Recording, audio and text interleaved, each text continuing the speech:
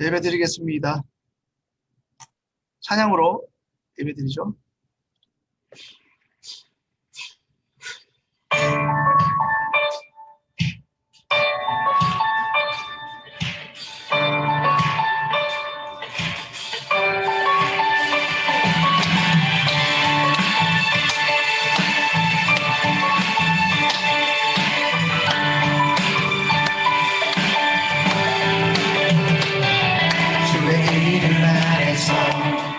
주의 성소로 가네 영광스러운 이곳에 우리 기쁘게 왔네 거룩한 보좌 앞에서 깨끗함을 느끼네 우리 한 명되어며 나의 제사를 드리네 나의 제사를 드리며 성소로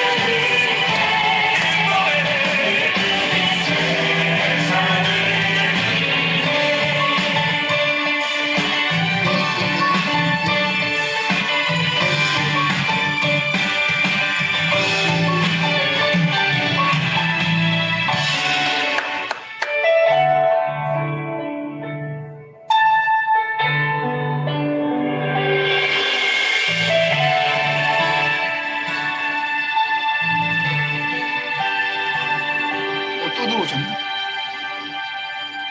주 사랑이 나를 숨쉬게 해 세상 그 어떤 어려움 속에도 주 은혜로 나를 돌보시며 세상 끝날까지 지켜주시네 주 사랑이 나를 숨기시네 내가 알 수 없는 그곳으로 주의 사랑 나를 붙드시며 세상 끝날까지 인도하시네 주님만이 내 아픔 아시며 주님만이 내 맘을 만지네 어느 누구도 나를 향하시니 주님의 사랑을 끊을 수 없네 주님만이 내 능력이시며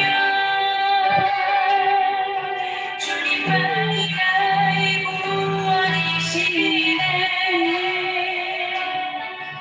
어느 누구도 나를 향하시니 주님의 사랑을 끊을 수 없네 주 사랑이 나를 숨쉬게 해 세상 그 어떤 어려움 속에도 주 은혜로 나를 돌보시며 세상 끝날까지 지켜주시네 주 사랑이 나를 이끄시네 내가 갈 수 없는 그곳으로 주의 사랑 나를 붙드시며 세상 끝날까지 인도하시네 주님만이 내 아픔 아시며 주님만이 내 맘을 만지네 어느 누구도 나를 향하시니 주님의 사랑을 끊을 수 없네 주님만이 내 능력이시며 주님만이 나의 구원이시네 어느 누구도 나를 향하시니 주님의 사랑을 끊을 수 없네 주님만이 내 능력이시며 주님만이 나의 구원이시네 어느 누구도 나를 향하시니 주님의 사랑을 끊을 수 없네 주님의 사랑을 끊을 수 없네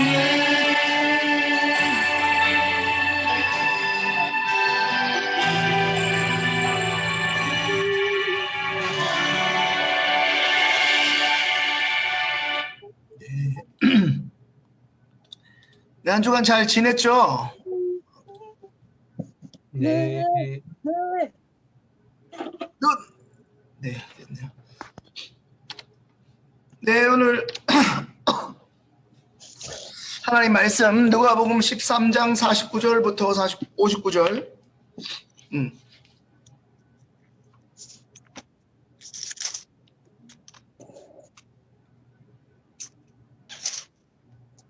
안녕하세요. 마이크 연하당 한국명 목사입니다.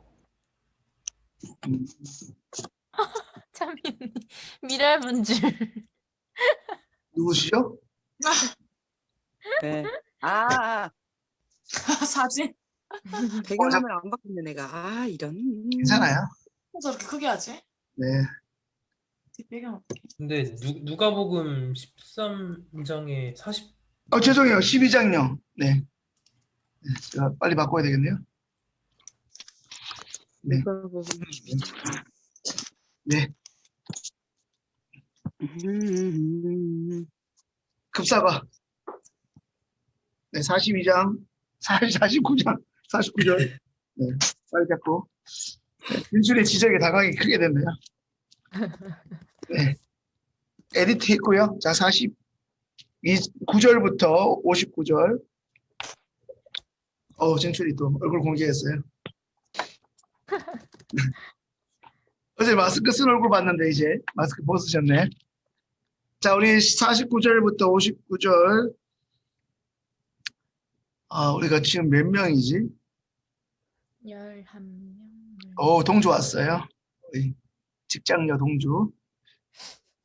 네, 우리 저 한 절 나머지 우리 청년들 한 절씩 되는 대로 한번 읽어보죠. 내가 불을 땅에 던지러 왔노니 이 불이 이미 붙었으면 내가 무엇을 원하리요? 나는 받을 세례가 있으니 그것이 이루어지기까지 나의 답답함이 어떠하겠느냐. 아니, 각자 다 같이 읽어버렸네. 네. 네. 내가 세상에 화평을 주려고 온 줄로 아느냐? 내가 너희에게 이르노니 아니라 도리어 분쟁케 함이로라. 천이나 사람의 존재가 될 셋이들과 응? 25, 다 같이 읽을까요 그냥? 다 읽었어요. 네. 네. 52절부터. 한 집에 5사람이 있어 분쟁하되 셋이 둘과 둘이 셋과 하니 아비가 아들과 아들이 아비와 어미가 딸과 딸이 어미와 시어미가 며느리와 며느리가 시어미와 분쟁하니라 하시니라. 또 또 우리에게 이르시되 너희가 구름의 서에서 일어남을 보면 말하기를 곧 말하기를 소나기가 오리라 하나니 과연 그러하고 남풍이 붐을 보면 말하기를 심히 더우리라 하리니 과연 그러하리라. 외식하는 자여 너희가 천지의 기상을 분별할 줄 알면서 어찌 이 시대는 분변치 못하느냐. 또 어찌하여 옳은 것을 스스로 판단치 아니하느냐. 내가 너를 저혈자와 함께 법관에게 갈 때에 그래서 화해하기를 힘쓰라. 그가 너를 재판장에게 끌어가고 재판장이 너를 관석에게 넘어주어 관석이 오게 가둘까 염려하라. 같이 1절 59절 마지막 절. 내게 이르노니 꼴이라도 남김이 없이 갚지 아니하여서는 결단코 저기서 나오지 못하리라 하시니라. 아멘. 네, 제목 보이시나요? 뉴스. 네. 네. 배제와 포용을 일으키는 예수님의 불세례입니다. 이런 주제로 설교하면 왠지 꼭 기도원 같고 막 그래요. 근데 뭐 이런 본문이 그쪽 사람들 것만은 아니기 때문에 오늘 다뤄야 될 것 같고, 오늘 본문은 누가복음 우리 새벽기도 했던 본문 중에서 제가 이번 한 주 하면서 한 본문을 정해서 좀 깊이 있게, 새벽에는 짧게 해야 되기 때문에, 그리고 여러분한테 꼭 필요한 명절 이후에 좀 필요한 주제를 좀 깊이 있게 한번 다뤄보면 좋겠다 싶습니다. 자, 지난번에 한번 나누었죠. 고생과 고난의 차이가 뭐죠? 찬미. 빨리 넘어가야 되는데. 뭐 그런 게 있었죠, 그죠? 뭐지? 내가 고생과 잘못해서 고난. 받은 것과 자기가 잘못해서 받는 거 고생이고 예, 잘못이 없이 받는 거 고난인가요? 그렇죠. 이거 뭐 중요한 게, 원인이 나한테 있으면 그건 고생이에요. 여기다가 DOG를 붙이면 대충 나오겠죠? 네, DOG, 고생. 아이고. 그죠? 네. 모든 원인이 나한테 있어. 누가 봐도 내 잘못이야. 네, 오늘 선이가 넘어졌는데 선이 잘못은 없어요. 그냥 동생 말에 순종해서 그냥 발 씻은 것밖에 없는데 고난이에요, 고난. 고난이군요. 네, 그건 발고생. 아멘. 네, 발고생. 발고난인가요? 네. 그 다음에 원인이 외부 환경이나 나한테 있지 않을 때 고난 이제 이거는 뭐 하루 지나서나 혹은 몇십 년 뒤에 알게 되는 경우도 있어요. 근데 고생은 자기가 인정하지 않아서 그렇지 자기도 알아. 고생과 고난의 차이는 이렇습니다. 자, 우리가 살면서 이런 것들을 경험하죠. 예전에 선이가 이 비슷한 질문을 했던 것 같아요. 내가 그때 보면 검을 주러 왔다. 뭐 이렇게 화평이 아니라 검을 주러 왔다. 그런 부분이 있었잖아요. 자, 보죠. 자, 이제 배제와 분쟁이란. 자, 먼저 배제. 유명한 사람이 책 제목이기도 한데 배제가 뭐죠? 진출이가 읽어주죠. 받아들이지 않고 물리쳐서 따돌리거나 제외함. 요번에 7급 공무원이 자살했다면서요. 네. 아, 부러워. 대단한 사람인데. 아, 자살이 부러운 게 아니고, 민호 너무 놀란 것 같아요. 어머 세상에, 그럴 리가. 어제도 말씀드렸잖아요. 나름 목사인데, 뭐 부럽겠어요. 아, 7급이나 냈으면 얼마나 열심히 살았겠어요. 근데 그 친구가 그런 말을 했다죠. 나도 안 잘리는 것도 있지만, 나를 괴롭히거나 힘들거나 하는 그 같이 일하는 동료도 안 잘린다는 거예요. 그 얘기를 했다더라고요. 그래서 또 가끔 뭐 당연하지만 특혜라고 해서 시험 쳐서 들어가는 공무원도 있지만 가끔 그 경력을 인정해서 혹은 낙하산으로 특채로 들어온 사람도 있잖아요. 그 사람들 같이 일할 때 좀 힘든 게 있나 보더라고요. 배제는 받아들이지 않고 물리쳐서 따돌리거나 제외함. 네. 학교 다닐 때 셔틀 해보신 분들은 굉장히 와닿는 용어죠. 저는 잊혀지지 않아요. 네, 저도 뭐 학폭으로 이렇게 글을 남겨야 되나요? 요즘에 배구 선수들이 지금 학폭으로 시끄럽던데. 자, 두 번째는 분쟁. 네, 패로 갈라져서 다툼. 네, 분쟁이에요. 패가 갈라져요. 제가 이 얘기를 왜 하고 있을까요? 자, 오늘 49절부터 53절이 어떻게 보면 두 가지 에피소드인데, 자, 명절에 흔히 말하는 짝믿음이라는 게 있어요. 민호 형제 짝믿음이 뭔지 알아요? 혼자 믿는 거. 민호는 뭐 잘생겨서 그런 거 안 해봤죠? 민호 때문에 짝사랑한 사람이 있을 거야. 네. 저는 짝사랑 해봤거든요. 짝사랑만 했을 것 같잖아요. 그래서 저희 아내가 이제 구제해줘가지고 이렇게 제가. 이제 동의하시는 막 이렇게 네, 조용한 거 보니까 목사님 알고 계시군요. 뭐 이런 거. 어쨌든 네, 그래요. 짝사랑은 혼자 하는 거잖아요. 짝믿음도 혼자 해서 믿는 거예요. 집안에서 혼자 믿거나 배우자가 안 믿거나 아니면 자식이 안 믿거나 이런 분들 저도 경험했었는데 이런 분들한테 힘들고 가혹한 시기가 언제냐? 바로 어제 같은 명절이에요. 저는 명절이 다가오는 2달 전부터 너무 힘들더라고요. 명절에 어디 가냐? 지금은 다 예수 믿지만 예수 안 믿었을 때 명절이 다가오면 또 절을 해야 되잖아요. 예전에 제가 그 얘기 드렸죠. 저희 아내랑 교제할 때 전도사님 제사 안 지내면 되잖아요. 굉장히 해맑게 말씀하시더라고요. 지금 같이 사시는 분께서. 그때 처음 교제할 그때는 원체 이제 콩깍지가 씌었기 때문에 그렇죠. 안 지내면 되지만 안 지낼 수 없거든요. 제사란 거. 그렇게 하고 있었죠. 명절 제사가 시험이고 고난일 수 있어요. 제가 그 얘기 말씀드렸죠. 여기 뭐 민호 정도는 해당할 수 있는데 예를 들어서 여러분이 군대 갔다고 생각을 해보세요. 예. 뭐 교회 다니면서도 술 잘 먹고 뭐 세상 사람하고 별반 다를 거 없는 사람들은 술 먹고 거짓말하고 그냥 그 세상 사람하고 똑같이 사는 게 아무렇지도 않아요. 그냥 오히려 더 할 수도 있고 카멜레온처럼 세상적으로 살아야 할 때는 철저히 세상적으로 살고 교회용으로 살 때는 교회용으로 사는 이분법적으로 따르고법처럼 잘 사는 사람들은 아무 하등의 문제가 없는데 둘 다 믿는 사람으로서 잘 살고 싶은 사람한테는 이 어떻게 술 먹는 문제라든가 이런 게 굉장히 힘들 수 있거든요. 그래서 이 명절 제사가 힘들고 고난일 수 있어요. 왜냐면 우리는 우상숭배, 절하는 게 잘못됐고 죄라는 걸 아는데 안 믿는 집안에서 나 혼자 믿을 때는 너희가 믿는 기독교나 네가 믿는 하나님은 부모도 없냐? 뭐 이럴 수 있잖아요. 그래서 그게 굉장히 시험거리일 수 있단 말이에요. 특히 안 믿는 구성원에서 살면 그때 우리 느끼는 게 뭐예요? 아, 내가 이러려고 예수 믿었나 싶기도 해요. 아니, 다 믿는 집이면 아무 문제 되지 않는 거예요. 예배 드리는 게 너무나 자연스러운데 괜히 내가 어떻게 친구 하나 잘못 만나고 그때 교회 따라가가지고 이런 일을 겪나 싶을 때 있어요. 그 과도기에는 참 힘든 것 같아요.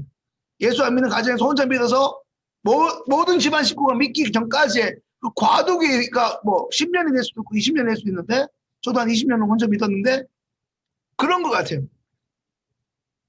자, 배제와 분쟁이라는 말은 오늘 본문에 보시면 내가 불을 땅에 떠, 이거 보면 내가 51절에 내가 세상에 화평을 주려고 온 줄 아느냐 내가 너에게 이르노니 아니라 도리어 분쟁케 함이라. 선이가 갖고 있는 메시지 성경을 보면 너희는 내가 모든 것을 순탄하고 무난하게 만들려고 온 줄 아느냐. 아니다. 나는 분열과 대립을 일으키러 왔다 라고 얘기해요. 그럼 예수님 믿으면 무조건 싸워야 되나요? 그런 의미가 아니에요. 불가피한 분쟁과 배제가 있어요. 언제까지요? 아까 제가 전제로 말씀드렸죠? 과도기라고요. 자, 민호도 거슬러 올라가면 분명히 어떤 조상 때 혼자 믿으신 분 복음을 받아들이는 게 있을 거예요.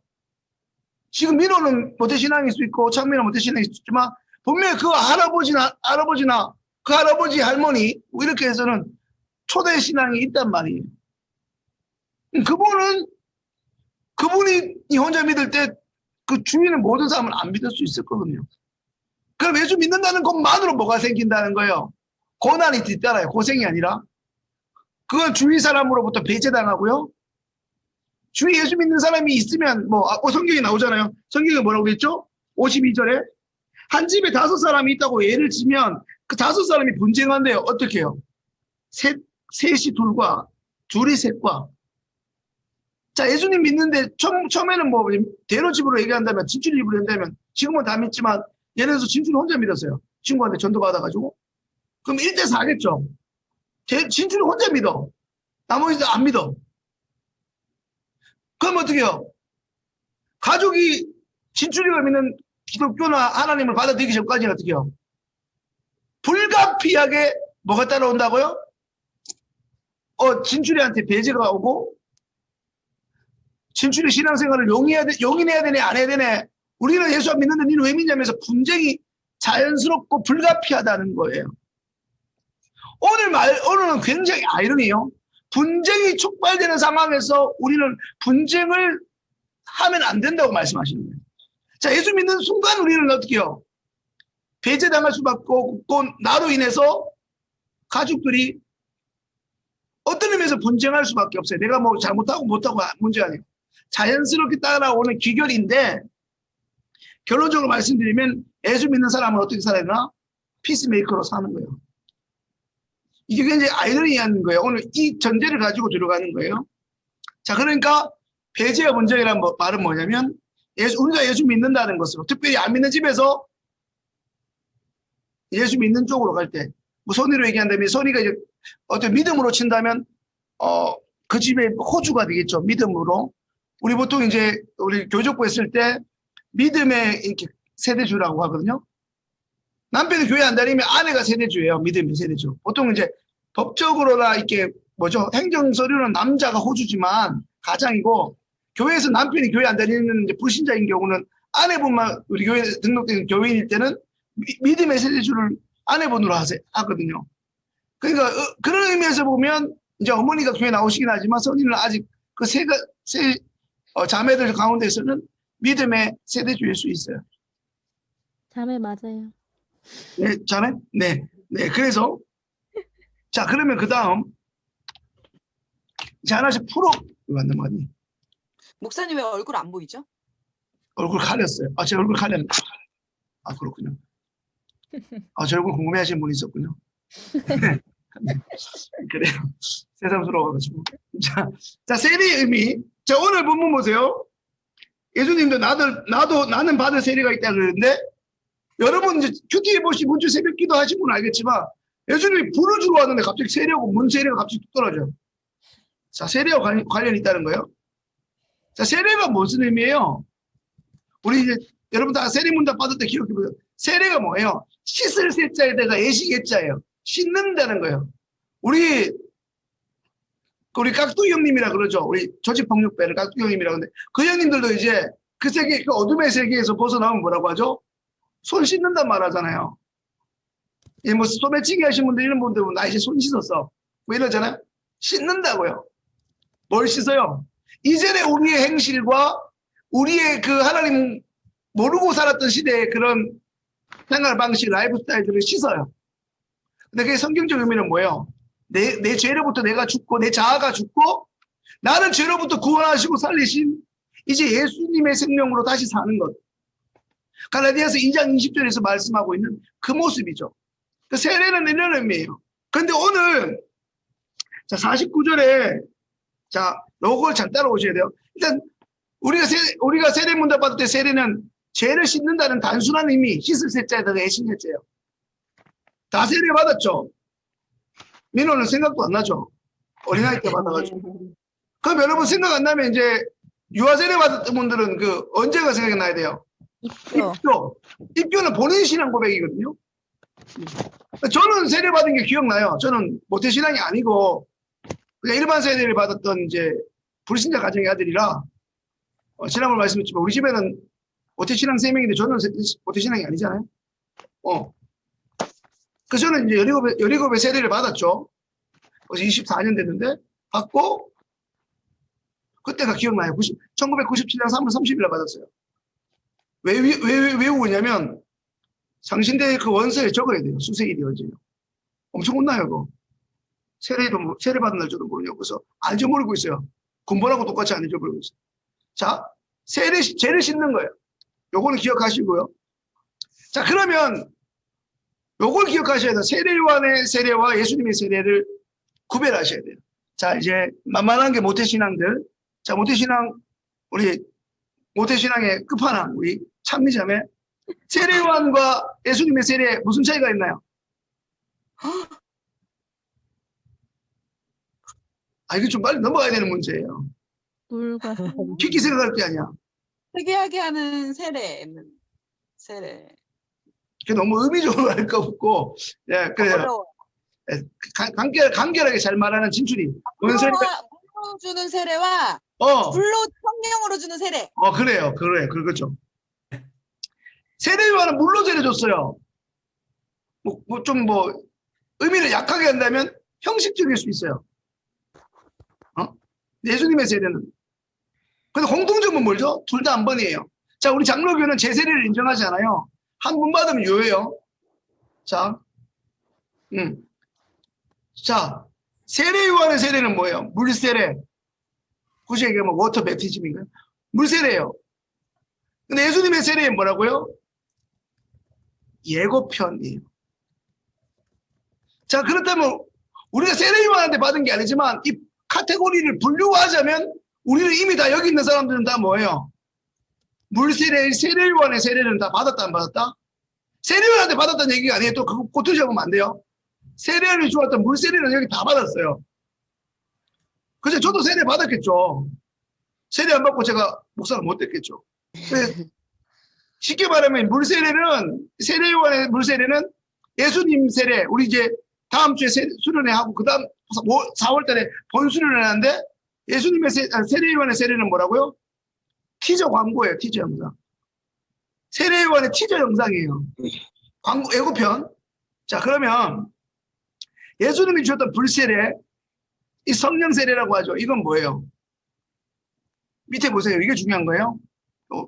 제 화살표 보이나요? 이거 커서가 보이나요? 네. 예수님의 십자가의 죽음이 세례라는 거예요. 예수님이 불로 이 땅에 왔다는 건 뭐예요? 불은요, 전통적으로는 뭘 상징하는 거죠? 파이어는 뭘 상징하죠?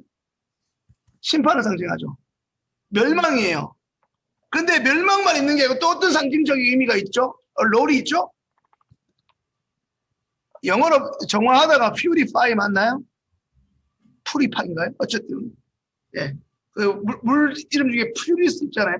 퓨리스 예, 정화 순수하다 뭐 이런 거잖아요. 깨끗하게 하는 거예요. 그래서 우리 뭐라고 하죠? 그 정결하다 그런 거죠. 그 예수님이 우리 죄를 뭐예요? 씻기는 거예요. 씻기는 거예요.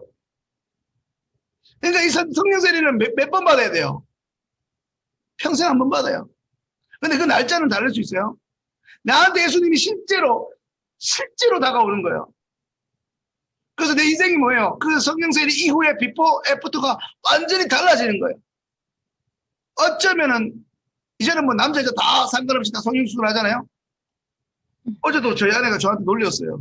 제가 어렸을 때 제 배경사진 보더니 코가 없었는데 지금 코가 있다는 걸 보면서 제가 예전에 다쳐갖고 성형수술, 내 할머니 성형수술해서 고생했어 막 이런데 원래 코는 있었어. 콧대가 없었겠지. 어쨌든 그죠? 이 베페부터가 명확한 거 예수님이 인격적으로 만난 성령 세례 이후예요. 근데 오늘 본문에서 예수님이 불을 땅에 던지러 왔다는 건 뭐예요? 예수님이 이 땅에 십자가에서 죽으심으로 뭐 한다고요? 우리 죄를 속죄했다는 거예요. 그런데 중요한 건 뭐예요? 우리를 위해서 이 땅에 속죄하러 오신 예수님의 그 이름, 예수님을 받아들이면 뭐가 있어요? 정결케 되고 심판을 면하지만 아무리 예수님이 오셨다 해도 그 예수님의 이름을 부인하고 예수님을 영접하지 않으면 어떻게 되는 거예요? 그 불은 여전히 원래의 목적대로 뭐예요? 심판의 역할을 하겠죠.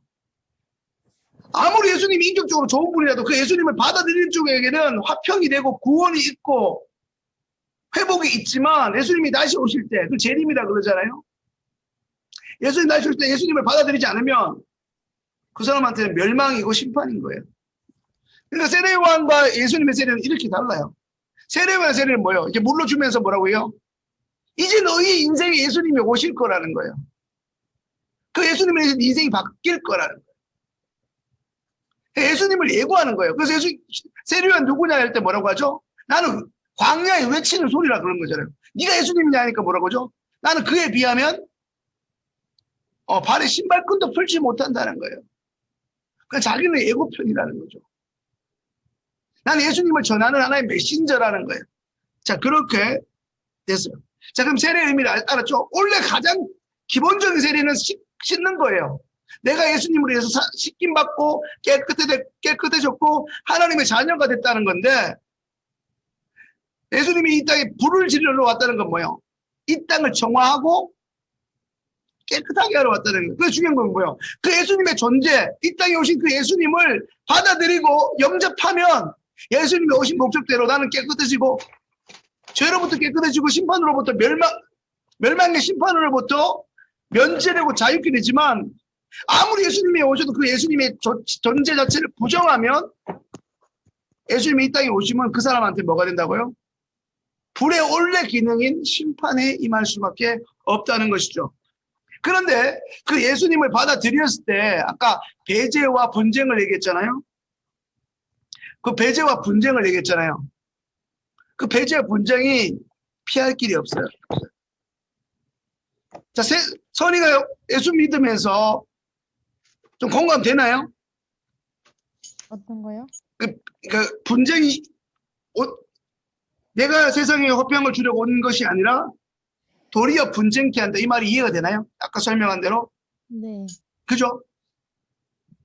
아까 고생하고 고난하고 다른데 예수님 믿으면 고난이 반드시 와요.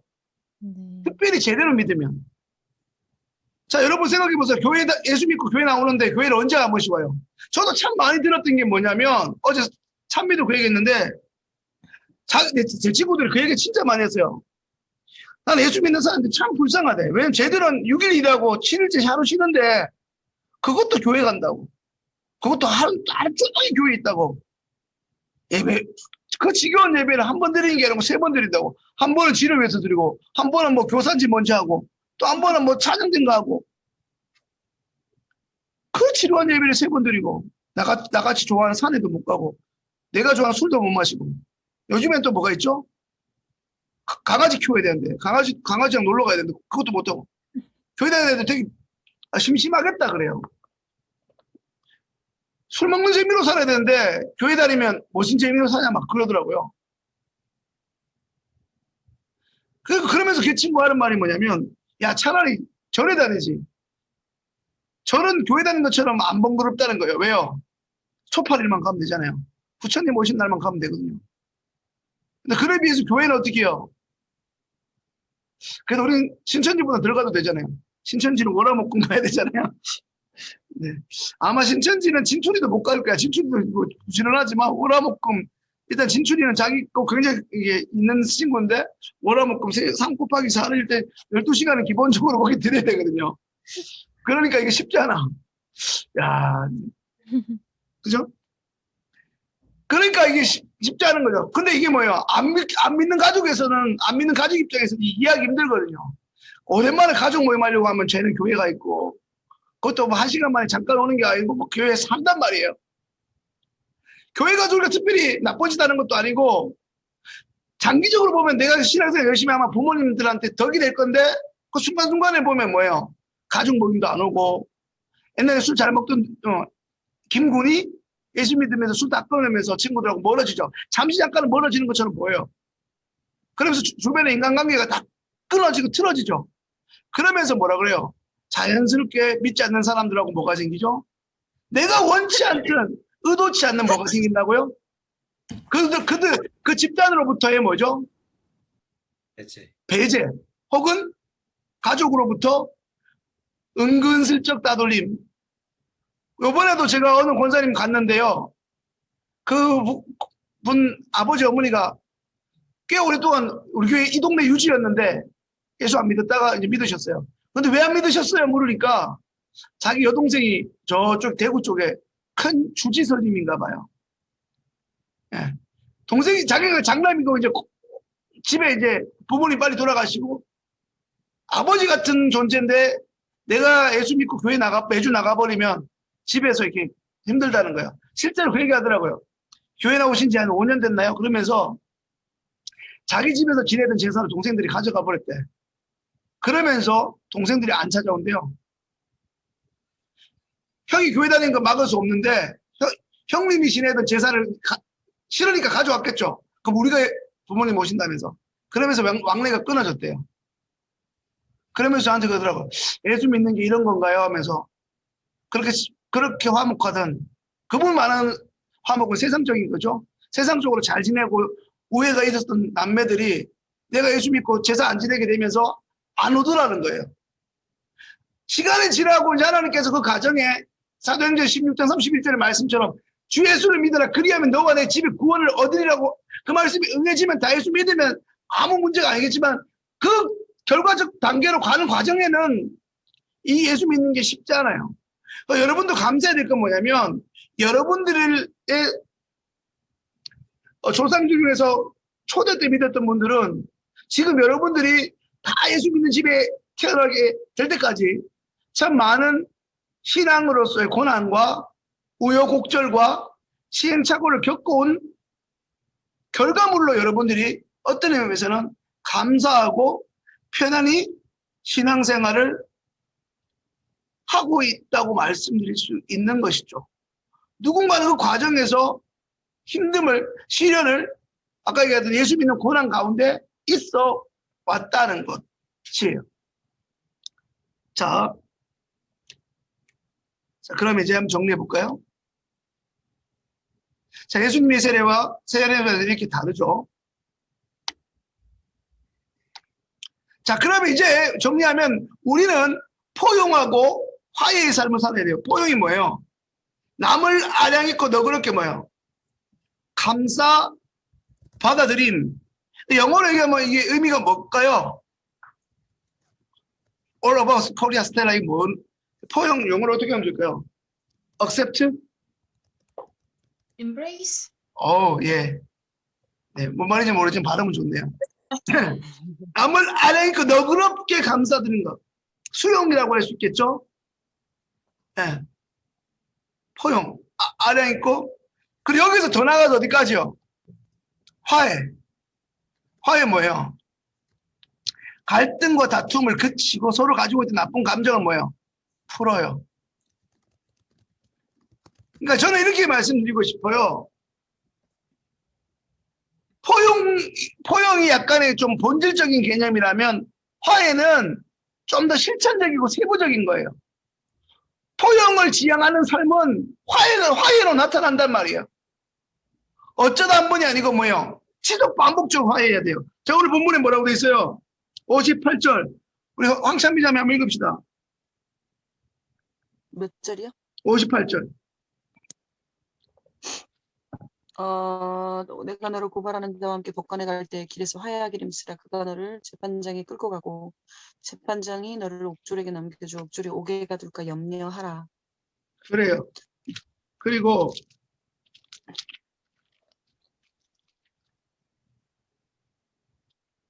우리가 잘 아는 말씀 중에 아버지께 예물 드리러 왔다가 그 길가에서 싸우면 어떻게 해야 돼요? 성경에 뭐라고 돼 있어요? 예물을 두고 화해하고 예물 드리려고 그러잖아요. 근데 이게 진짜 비일비재하게 일어나요. 성도들이 교회 예배 드리러 갔다가 아빠는 엄마 때문에 화가 나요. 좀 미리 준비하라고 해도 화장이 안 됐다고 빨리 가자 그러고 애들은 또 애들대로 말 안 듣고 예배 드리러 가는 것도 많이 그런 일 있죠. 일상에서. 근데 그때 뭐라고 하죠? 하나님께서 예물 드리려고 왔다가 서로 다투면 뭐예요? 뭐 서로 감정 상관없고 예배만 잘 드리려고 한 게 아니라 그 감정 다 풀고 예배 드리려고 말씀해요. 예물을 제단 앞에 두고. 마찬가지. 자, 이거는 좀 세속적인 일인데요. 너희 재판정에 설 일이 있는데 서로 송사가 걸렸어요. 그래가지고 재판장 갈 때 뭐라고요? 가급적이면 길에서 화해를 하라고요. 자, 재판 과정 중에 조정이라는 게 있어요. 자, 만약에 민호가 어떤 재판 법정에 들어갔는데 어떤 판결이 나기 전에 먼저 재판관이 판사가 뭐라 하냐면 가능하면 이 재판이 길어질 수도 있으니까 길어지면 금전적, 시간적 여러 가지 쌍방이 피해가 커지잖아요. 그러니까 뭐라고 하죠? 조정을 시켜요. 그리고 만약에 조정이 안 되면 어떡하죠? 판결을 내는데 이미 판결이 나면 어떻게 되죠? 그때는 그 판결문에 공시된 대로 배상을 해야 돼요, 안 해야 돼요? 그 배상을 안 하면 어떻게 해요? 어떻게 됐죠? 홀이라도 남김이 없이 갚지 않으면 이미 판결이 났을 때는 1원이라도 그대로 안 갚으면 어떻게 해요? 빠져나올 수 없다는 거예요. 그러니까 서로 손해보기 전에 뭐라 해야 된단 말이에요? 화해하라는 거예요. 서로 앙수끼리도 자기한테 손해 안 보려고 화해를 하는데 그러면 우리 예수 믿는 사람들은 손해 보려고 하는 게 아니라 화해가 뭐란 뜻이에요? 여러분 화해가 뭐란 뜻이에요?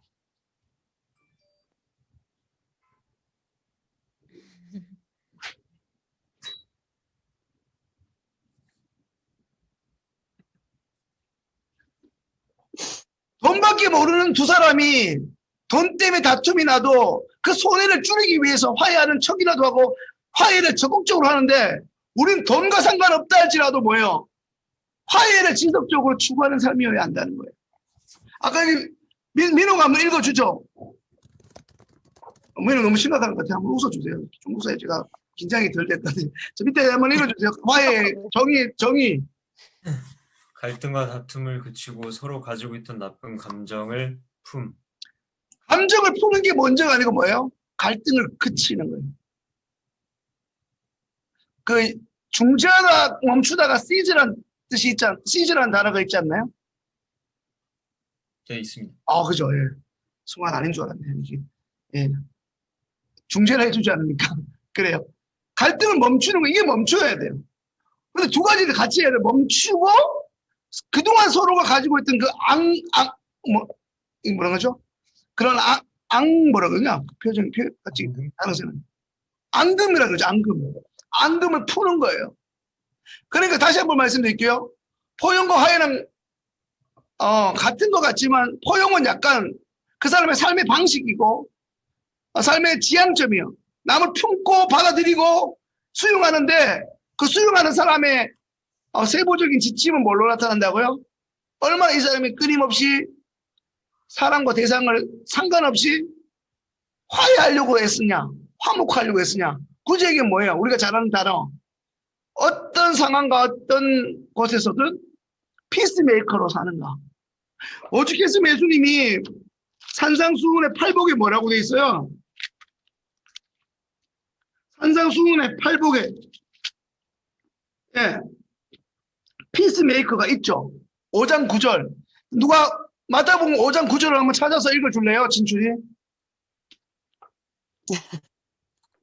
진실이.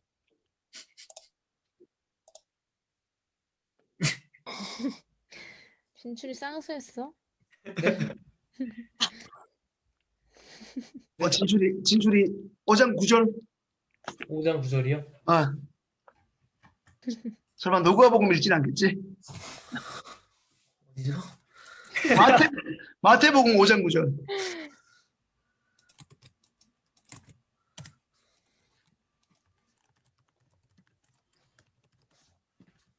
잠시만요. 왠지 견제구에 걸린 느낌인데. 화평하게 하는 자는 복이 있나니 그들이 하나님의 아들이라 일컬음을 받을 것이며. 여러분 그 문맥이나 의미를 모르겠으면 역으로 보시면 돼요. 하나님의 아들, 하나님의 자녀라고 우리가 불리려면 뭐라고 해야 된다고요? 화평케 하는 자여야 된다는 거예요. 화평케 하는 자가 영어로 뭐예요? 피스메이커예요. 자, 그럼 여러분한테 다시 묻습니다. 여러분이 몸담고 있는 연구소든 오피스든 학교든 어디든 우리 찬미자매가 얼마나 교사로서 사명감이 커요. 미라브 사진을 지금도 하고 있잖아요. 그런데 여러분이 몸담고 있는 어떤 곳이든 하나님의 자녀로 일컬음을 받기에 손색이 없냐고요. 하나님의 자녀로 일컬음을 받기에 손색이 없으려면 성경에 뭐라고 하죠? 예수님의 산상수훈이 주옥 같은 가르침에서 뭐라고 얘기하죠? 너희는 화평케 하는 자여야 한다는 거예요. 어디서든. 거기에 그리스도인이 있든 없든. 그리스도인들이 비교적 많을 때는 내가 교회 다니는 이야기도 많이 하고 좀 덜 까칠하게 굴다가 예수 믿는 사람 하나도 없을 때는 그 사람들하고 똑같이 그냥 자연인으로서 하나도 손해 안 보려고 살려고 하지는 않는다 하는 것이에요. 자, 이제 정리하죠. 포용적인 삶을 지향하는 사람은 지속적인 화해를 하는 거죠. 자, 달라진 삶의 목적, 변화된 기도 제목, 샘솟는 기쁨. 이게 뭐예요? 이게 뭘까요? 차미 씨, 이게 뭘까요? 네. 세 가지. 달라진 삶의 목적. 변화된 기도 중 샘 샘솟는 기쁨. 그래요. 아니, 글자 읽으라는 게 아니라, 글자 모르는 사람 어디 있어요, 여기 지금. 네. 그럼 영어로 번역할래요? 뭐라고요? 이게 뭘까요? 위에 하나의 제목이 있을 거 아니에요, 지금. 제가 이거 뭐 때문에 쓴 것 같아요? 아, 선희 센스 써야겠다. 선희야. 선희야, 이게 뭘까, 이게? 달라진 삶의 목적. 삶의 목적이 바뀌고, 변화된 기도 제목이 바뀌고, 샘솟는 기쁨. 샘솟는 기쁨 하면 어제 우리 책 읽을 때 나왔잖아. 그죠? 이게 뭘까, 이게? 어제. 성령이 이끄시는 삶. 아, 그래요. 역시. 아닌가? 야, 야. 잘하다. 네, 뭐. 야, 문구는 전혀 틀리지만 의미적으로 확실히 맞아요. 맞는데 뭐. 예수님의 세례를 경험한 사람은 그렇게 살아요. 예수님의 세례를 경험한, 쉽게 말하면 뭐예요? 성령 세례를 받은 사람의 증거. 그건 뭐라고요? Changed life. 굉장한 용어네요. 네, 제가 만든 용어인데, Changed life. 뭐요? 변화된 삶이에요. 예수님의 성령 세례를 경험한 사람들은 어떻게 해요? 달라져요, 삶의 목적이. 그래서 지난주에 했던 말 기억나요? 어제도 제가 얘기했어요. 이제 더 이상 뭘로 살지 않는다고요? 시즌 1으로 살지 않는다고요. 그러면서 제가 지난주 선이한테 물었던 기억이 나요. 제가 소명과 사명을 물었죠. 선이가 대답했거든요. 정말 깔끔하게 대답했어요. 이제 하나님이 날 사랑하시는데 내 회개하면 되지 뭐. 이딴 수준에서 살지 않아. 이제 내가 하나님의 기쁨이 되려고 사는 거예요. 어느 정도냐면 바울이 얘기한 것처럼 이제는 내가 하나님의 영광이 될 수 있다면 뭐예요? 내 몸을 쳐서 복종시키는 것까지 가. 그전에는 내 몸을 쳐서 복종시키는 단계가 아니라 지 마음대로 살았어. 교회 다니지만 지 마음대로 살았어. 근데 거기에 대해서 아무런 동요나 대책도 없었어요. 근데 어제 선의의 그 간증이 너무나 와닿았어요. 이제는 뭐예요? 내가 교회 다니고 사회복지도 공부했는데 그런 여기 얘기했잖아요. 나 그게 선의의 예, 그 컴패션이 잊혀지지 않아. 예수님의 세례를 경험한 사람은 이제 예수님이 나한테 실제가 된 사람은 삶이 달라져요. 쉽게 말하면 뭐예요? 시즌 2의 인생을 살아요. 뭐라고요? 이제 하나님이 나를 자녀로 삼으셨다. 로마서 5장 8절만 붙잡고 살지 않고 뭐라고요? 이제 에베소서 5장 8절을 붙잡고 살아요. 이제 하나님의 기쁨이 하나님을 기뻐시게 하는 게 뭘까를 고민하는 거예요. 나를 통해 하나님 기뻐하실 게 뭔지에 대한 고민을 하기 시작한다는 거예요. 기도 제목도 바뀌어요. 지난주랑 연관하면 뭘까요? 더 이상 나를 위한 표적을 구하지 않아. 하나님이 이 상황에서 이렇게 열심히 역사하시면 아싸 타이밍 이러면서 요때는 계시는 거고 요때 나한테 지금 계좌 입금 안 해주면 하나님 없는 거예요. 이러지 않아요. 자꾸 하나님을 시험치 않아. 오히려 하나님을 뭐 한다고요? 신뢰하는 삶으로 나아가요. 그리고 어제 책에도 나왔죠? 뭐라고요? 샘솟는 기쁨이 있어요. 예수님의 세례를 경험한 사람들은 어떤 것이 내가 원하는 게 성취됐을 때 그 찰나 같은 기쁨을 계속 반복하지 않고 그냥 예수님으로 인한 근원적인 기쁨을 가지고 쭉 살아요. 자, 우리 이제 말씀을 맺기 전에 찬송가 한번 찾아볼까요? 여러분 집에 성경책 있어요? 한번 찬송가 208장 우리 교회 거는 208장 새 찬송가 289 그 지혜 찾았어요? 네. 그죠? 딱 있잖아요. 보세요. 저기 깨어 있어야 돼, 진출아. 208장. 진출이 썩 기분이 안 좋아. 찬송가 289요? 예. 289. 그리고 옛날 우리 교회 개혁 한글 통일 찬송가라 그러죠? 208쪽. 208장. 자꾸 쪽이라 그러네. 208장. 제목이 뭐예요? 주 예수 내 마음에 들어와.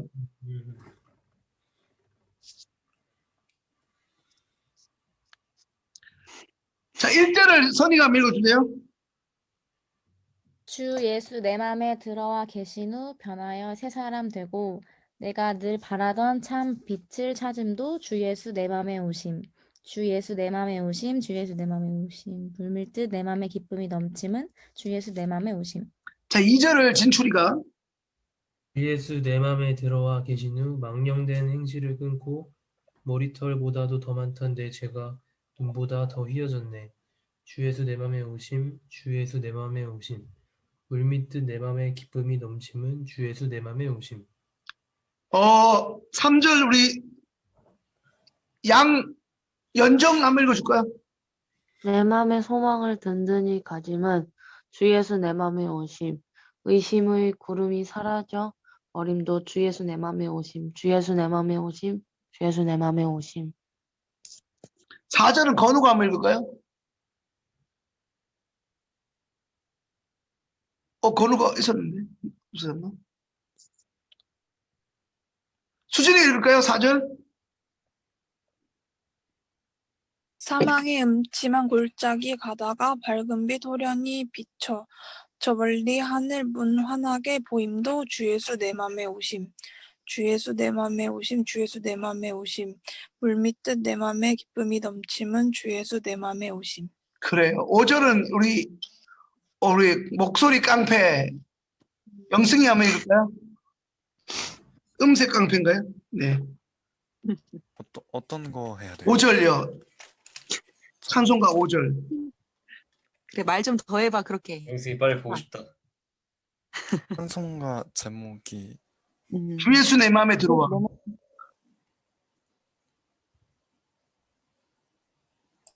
주 예수 내 맘에 들어와. 잠깐만요. 다시 들어도 목소리가 진짜 복면가왕 같네요. 진짜. 찾았나요? 인터넷에 카톡을 봐봐. 카톡에 네네. 올렸어. 누가 또 친절하네. 우리 청년부 많이 친절해졌어. 내가 저 천성에 올라가 살기는 주 예수 내 맘에 천성에 올라가 주님을 뵈리니 그 기쁨 비길 데 없네. 여기 맞죠? 맞아요. 그래요. 후렴도 읽어줘. 목소리 좋다. 주 예수 내 맘에 오시면 후렴이야 거기가. 빨간색. 네네. 주 예수 내 맘에 오심, 주 예수 내 맘에 오심. 물밀듯 내 맘에 기쁨이 넘치면 주 예수 내 맘에 오심. 물밀듯 내 마음에 기쁨이 넘친다는 게 뭐예요? 그냥 샘솟는 거예요. 특별히 내가 무엇을 했다기보다 그분으로 인한 게 막 폭포수처럼 올라요. 오늘 내 기분이 너무 안 좋은데 찬송 억지로 그냥 분위기 전환을 찬송 불렀는데 갑자기 하나님의 사랑이 막 물밀듯 그냥 경험되는 거죠. 그러니까 주 예수 내 마음에 들어온다는 건 뭐예요? 주님의 그 실제, 그 주님의 임재가 실제화되는 거예요. 드디어 내 안에 뭐예요? 성령 세례가 인친 거예요. 막연했고 형식적이고 그냥 표피적인 뭐 하나님이 아니라 나를 위해 실존하시고 나 한 사람 때문에 예수님이 십자가에 달려 죽으셨다는 게 진리로 받아들여지는 순간이에요. 그러니까 뭐예요? 나를 힘들게 하고 있던 경험이나 과거의 상처가 더 이상 나를 올가매지 못하는 거예요. 끊어야지가 아니라 예수님께 집중하게 만들고 예수님을 묵상하게 만드니까 뭐예요? 자연스럽게 나를 올가매던 죄가 어떻게 해요? 끊어져 있는 상태를 어느 순간 발견하는 거예요. 이건 어떻게 해야지가 아니에요. 이미 하고 있는 자신을 보는 거죠. 이거는 어제 민호도 얘기했지만 뭐 예수 믿는 사람이 한두 명도 아닌데 어떻게 그렇게 자기 연금을 깨서 그렇게 하겠어요. 적어도 그분은 물밀듯 내 마음에 기쁨이 넘친 거예요. 아마 그분 하나님께 선교지에 그 금액을 다 보내면서도 기뻤을 거예요. 물론 잠깐 멈추다 할 수도 있을 거예요. 이거 내가 보험금인데 그걸 깨가지고 순간 망설일 수 있지만 보내면서 더 기뻤을 거야. 저도 교회를 나올 때마다 늘 뭐 100여만 원씩 현금을 늘 하고 나왔는데요.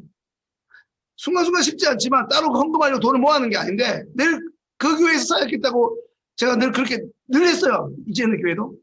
근데 그게 얼마나 감사한지 몰라요. 드릴 수 있음에 대한 감사. 그리고 뭐예요? 더 드릴 수 없는 것에 안타까움이 있지만 이게 받았을 때 기쁨하고 주는 기쁨하고 또 다르거든요. 네. 이번에 저희 아버지가 그러시더라고요. 저 못 갔지만 네가 주는 기쁨을 아냐고. 자기가 이제 할아버지가 되니까 손주들한테 주는 기쁨이 있더래요. 그 주는 기쁨 때문에 자기는 안 쓰는 것도 안 아까운 거예요. 그 주는 기쁨. 그래요. 자, 이제 결론을 낼게요. 예수님의 세례를 경험했습니까? 예수님의 세례는 먼저 자신을 십자가에 죽이는 세례예요. 세례가 아까 무슨 의미라고 그랬죠? 단순히 머리에 물찍 바르는 그 정도의 어떤 퍼포먼스나 종교적 의식을 넘어 예수님이 죽고 우리를 살리는 그런 것이죠. 그 십자가 죽음이 예수님이 우리에게 베푸는 세례예요. 근데 그거를 불로 묘사했어요. 불은 뭐기 때문에요? 죄를 정화하는 거고 죄를 심판하는 거고 죄를 통화시키는 기능을 해요. 그러나 그것을 받아들이지 않는 사람한테는 예수님의 세례가 예수님이 이 땅에 오심이 뭐예요? 결국 그 사람한테는 심판일 수밖에 없는데 그 예수님을 심판자가 아니라 구원자로 경험한 사람은 순간순간은 어떻게 해요? 그 가정에서 나도 모르게 그 가정 구성원들과 있어서 분쟁이 일어날 수밖에 없고 가족 구성원으로부터 직장인으로부터 배제를 당하지만 그 순간을 넘고 내가 다음 주에 얘기하겠지만 그 다음 주에 얘기하겠지만 내가 하나님 나라를 살아가는 사람으로 살아가다 보면 어느새 나로 인해서 배제당하던 나로 인해서 그들이 예수의 자녀가 된다는 거예요. 그래서 저는 여러분한테 도전하고 싶은 게 뭐냐면 믿지 않는 가정에서 태어났다고 낙심하지 마시고 나를 통해서 하나님 나라 확증돼 가는 걸 보세요. 저도 제가 당대 믿음으로서 쉽지 않지만 아버지가 교회에 처음 나온다고 했을 때 그 감사와 희열은 지금 말할 수가 없죠. 몇 번 말씀드렸지만 전 간증에 나오는 사람들은 교회 나가도 간증에 뭐 CBS나 CTS에 이렇게 나오는 정말 저런 사람 예수 믿어도 우리 아빠는 예수 믿을 줄 몰랐거든요. 근데 지금 우리 아버지가 교회 다니신 지 지금 10년이 넘었어요. 저희 아버지도 우리 찬미자매 아버님하고 동갑 49년생인데, 예, 저희 아버지가 이제 싶어서 이제 교회 나오신 지가 환갑 때 60, 그러니까 지금 이를 둘이니까 11년 됐네요, 벌써. 아버지가 교회 안 나올 때는 평생 못 나오겠다. 기도하면 들으신다고 생각했는데, 아버지가 나온 지금에서 그때를 보면 굉장히 감사한 거죠. 자, 이제 결론입니다. 자, 한번 읽어주시죠, 민호가. 예수님을 따르는 우리의 삶에 세상으로부터의 배제와 분쟁이라는 고난이 늘 동반된다. 그래요. 예수님을 따르는 우리의 삶에는 세상으로부터의 배제와 분쟁이 있어요. 배제와 분쟁이는 고난이 늘 있어요. 예수 믿는다고 갑자기 모든 것이 매트리스처럼 사라지잖아요. 매트리스 레오처럼 다 비껴가잖아. 여러분, 오늘 성경을 잘 보세요. 하나님 신실하게 예배했던 다윗이 고난이 비껴갔나요? 아니에요. 덕지덕지 다 붙었어요. 다윗의 삶을 한번 보세요. 다윗이 지금 사울을 피해서 오죽했으면 저 시글락 같은 데 가서 그때 사울이 쫓아오니까 어떻게 해요? 그 라기스인가요? 거기 가서 뭐예요? 그때 다윗이라고 이 사람이 발각되니까 뭐라죠? 미친 척하면서 침 흘리죠. 살아남으려고 별짓을 다 했고 자기 목숨 건사하기 힘든데 성경에 뭐라고 돼 있어요? 원통한 자, 환난당한 자, 슬픈 자, 이런 사람이 다윗 옆에 붙어요. 자기 혼자 살아도 지금 막 쫓기고 있는데, 그죠? 요셉은요, 성경에 형통했다 그랬지만 고생이란 고생은 정말 많이 했잖아요. 예수 믿는 사람한테는 고난이 늘 있어요. 자, 두 번째. 자, 선이가 한번 읽어줄까요? 예수님을 따르는 우리의 삶의 방식이자 태도는 포용과 화해의 확장으로 드러나야 한다. 그렇죠. 포용, 남을 아량 있게 받아들이는 거요. 그런 삶의 태도와 자세로 사는데 그건 어떻게 드러난다고요? 끊임없이 화해를 시도하는, 심지어 저 사람이 나한테 덕이 안 되고 나한테 내 출세에 도움이 안 되더라도 내가 품는 거죠. 포용과 화해로 드러납니다. 우리는 금전적 거래 때문에 서로 동업하다가 돈 때문에 틀어져 가지고 서로 막 네가 이긴 내가 이기냐 하는 그런 법정에 선 사람들도 그 손실줄이라고 결국 화해를 뭐죠? 이건 뭐라 그러죠? 이거 협의한다 그러나요? 이렇게 하는데 우리는 그걸 넘어서는 거죠. 자, 마지막 결론은, 자, 지주리 한번 읽어줄까요? 우리는 날마다 성경을 기준으로 사람, 시간, 말을 분별하는 연습과 훈련을 지속해야 한다. 그래요. 어제도 제가 선이가 얘기할 때 피드백을 했는데요. 날마다 하나님 말씀을 기준으로 뭐 한다고요? 사람을 분별하셔야 돼요. 사람의 말에 속지 말고 그 말을 하는 사람이 어떤 사람인가. 그 때를 분별해야 돼요. 여기서 때는 타임이 아니고 오케이지잖아요. 하나님의 시간, 하나님의 때를 해야 돼요. 내 욕심이 충동질하는 시간 말고 하나님이 일하실 시간을 기다리는 거예요. 그리고 남들의 말에 현혹될 필요가 없어요. 뭐라고요? 분별해야 되는데 그 분별은 부단한 연습과 훈련을 지속할 때예요.